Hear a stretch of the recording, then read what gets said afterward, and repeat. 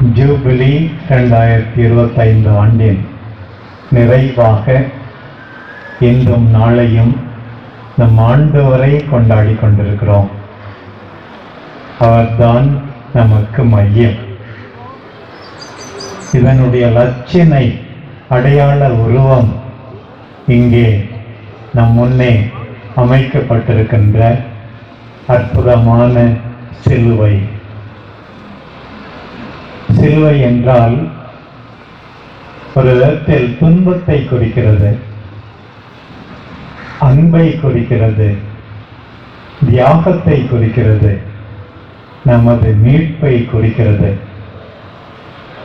நேற்று நம்முடைய பேராலயத்திலே நான் சொன்னேன், நம் அன்பை எப்படி வெளிப்படுத்துவது? ஒரு பக்கம் நற்கொடைகளை, அன்பளிப்புகளை கொடுப்பதால் வெளிப்படுத்துகிறோம். இந்த கிறிஸ்து பெருவிழா நாட்களிலே எத்தனையோ பிள்ளைகளுக்கு பெற்றோரிடமிருந்து, உறவுகளிடமிருந்து எத்தனையோ நற்கொடைகள். அதை தாண்டி அன்பு வெளிப்படுவது எப்படி தெரியுமா? யாரை அன்பு செய்கிறோமோ அவர்களுக்காக துன்புறுவதன் வழியா. பிரியமானவர்களே, இந்த ஜூபிலி விழா அன்பு செய்கின்ற, நம்மை சார்ந்தவர்களுக்கு நம்முடைய தியாகத்தை வெளிப்படுத்துகின்ற துன்பங்களாக அமையட்டும். உண்மையாகவே அதுதான் பெரிய ஆசீர்வாதமாக இருக்கும் என்று நினைக்கிறேன். ஆபிரகாமை பற்றி இப்போது கேட்டோம். ஒரே மகன் என்றும் பாராமல் கடவுளின் கட்டளைக்கு பணிந்து நம்பிக்கையோடு பலியிட துணிந்தார். இந்த ஜூபிலி விழாவில் மீண்டும் மீண்டும் faith and hope, இறைவனை நம்புகிறோம், இறைவன் தரை இருப்பதற்காக எதிர்நோக்கோடு காத்திருக்கிறோம். பழைய தமிழிலே விசுவாசம், நம்பிக்கை என்று சொன்னோம். இப்போது நம்பிக்கை, எதிர்நோக்கு என்று குறிப்பிடுகின்றோம். யோபு சொன்னார், என்னை கொன்றாலும் பரவாயில்லை, நான் ஆண்டவரை தொடர்ந்து நம்புவேன் என்று சொன்னார். ஷத்ராக், மேஷாக், அபித்நேகோ அன்றைக்கு எரியும் சூளையிலே தள்ளப்பட்ட போது சொன்னார்கள், ஒருவேளை கடவுள் காப்பாற்றலாம், அவர் காப்பாற்றாவிட்டாலும் பரவாயில்லை, நாங்கள் துணிந்து நெருப்பிலே எரிக்கப்பட தயாராயிருக்கிறோம் என்று துணிந்து சென்றார்கள். பாருங்கள், நம்முடைய முதல் சீடர்கள் எல்லாம் இயேசுக்காக துன்புறுவதை பற்றி மகிழ்ச்சி அடைந்தார்களாம். பாருங்கள், இதுதான் நம்பிக்கை வாழ்வு, இதுதான் எதிர்நோக்கு வாழ்வு, ஆண்டவரை பற்றி கொண்டிருப்பது. பிரியமானவர்களே, மறை மாவட்டத்தில் ஒரு புத்துணர்வு, புதுப்பித்தல், புது வாழ்வு இந்த சிலுவையை பார்க்கும் போதெல்லாம் உருவாக வேண்டும் என்று சொல்வதன் அர்த்தம் இதுதான். சிலுவையிலிருந்து நம் ஆண்டவர் பேசிய வார்த்தைகளை நினைத்து பாருங்கள். முதலாக forgive those who hurt you, உங்களை காயப்படுத்தவர்களை ஆண்டவர் அன்றைக்கு மன்னித்தது போல மன்னித்து விடுங்கள். மன்னிக்காமல் இங்கிருந்து யாரும் போகக்கூடாது. மன்னிக்காமல் 2025 ஆண்டு முடியக்கூடாது.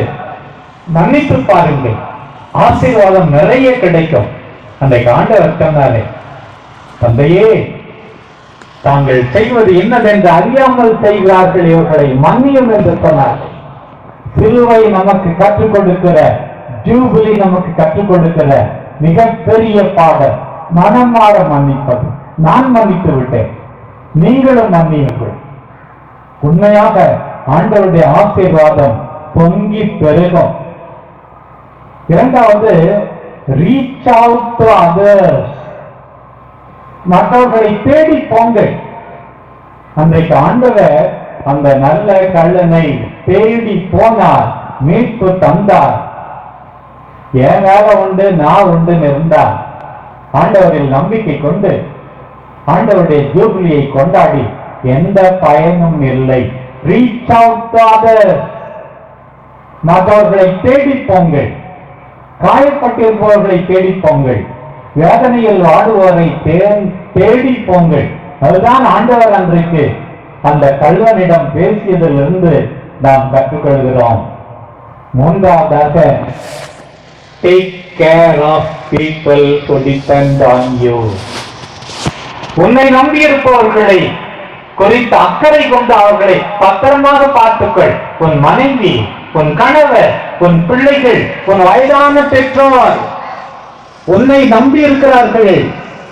அவர்கள் மீது நீ அக்கறை கொள்ள வேண்டும். அம்மா, இதோ உன் மகன், யோவானே இதோ உன் தாய் என்றாரே ஆண்டவர் இயேசு. எவ்வளவு பேரை கண்டுகொள்ளாமல் இருந்து ஆண்டவரில் நம்பிக்கை கொள்கிறோம் என்று நாம் எப்படி தொடர்ந்து சொல்ல முடியும்? Take care of people who look up to you, who depend on you. எவ்வளவு பேர் கண்டுகொள்ளாமல் இருந்து வாழ்க்கையை வீணாக விரயமாக்கி கொண்டிருக்கிறோம். எல்லாருக்கும் இன்றைக்கு ஜூபிலி சொல்கின்ற பாடம், சிலுவை சொல்கின்ற பாடம். அடுத்ததாக, சில நேரங்களில் எந்த தவறும் நாம் செய்யவில்லை, தவறாக புரிந்து கொள்ளப்படுகிறோம். துன்பத்துக்கு மேல் துன்பம் வருகிறது. ஆண்டவர் தான் நமக்கு பாடம். என் கடவுளே, என் கடவுளே, ஏன் என்னை கைவிட்டீர்? Direct all your tough questions to God. உன்னுடைய கடினமான கேள்விகளை ஆண்டவரை நோக்கி எழுப்பு. ஆண்டவர் உனக்கு ஆறுதல் தருவார், உனக்கு விடை கொடுப்பார். பிரச்சனைகள் ஏராளமாக இருக்கலாம். இன்றைக்கு ஆண்டவர், சிலுவையில் தொங்கிய ஆண்டவர் நம்ம எல்லாருக்கும் சொல்லுவது, என்னை போல தந்தையை நோக்கி புலம்பு. உன்னுடைய ஜெபத்தில் ஒரு பகுதி புலம்புதல் ஜெபமாகவும் இருக்கட்டும். ஆண்டவர் வழிகாட்டுவார். அடுத்ததாக, acknowledge your humanity. தாகமாய் இருக்கிறது என்றாரு. ஏதோ தரையில நடக்காத மாதிரி, நீ தெய்வம் மாதிரி, ஒரு பெரிய ராஜா மாதிரி உன் வாழ்க்கையை நினைக்காதே.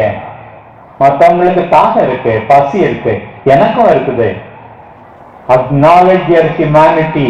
நாம் எல்லாரும் மனிதர்கள் என்பதை நீ புரிந்து கொள். சில பேர் நடக்கிறத பார்த்தா ஆகாயத்திலிருந்து திடீர்னு வந்தாங்களோ என்று நினைக்க தோன்றுகிறது. ஆண்டவர் தாகமாயிருக்கிறது என்று அன்றைக்கு ஏற்றுக்கொண்டாரே பாருங்கள். இன்னொன்று, உன் கடமையை நிறைவேற்ற. வேலை செய்யாத சில பேர் சம்பளம் வாங்க நினைக்கிறாங்க, கஷ்டப்பட்டு உழைக்காமல் நிறைய பணம் சம்பாதிக்க நினைக்கிறாங்க. நம்ம எல்லாருக்கும் அன்றைக்கு சிலுவையில் தொங்கிய ஆண்டவர் தான் பாடம். எல்லாம் நிறைவேறிற்று, என் கடமையை முடிச்சிட்டம்பா, எல்லாம் நிறைவேறிற்று.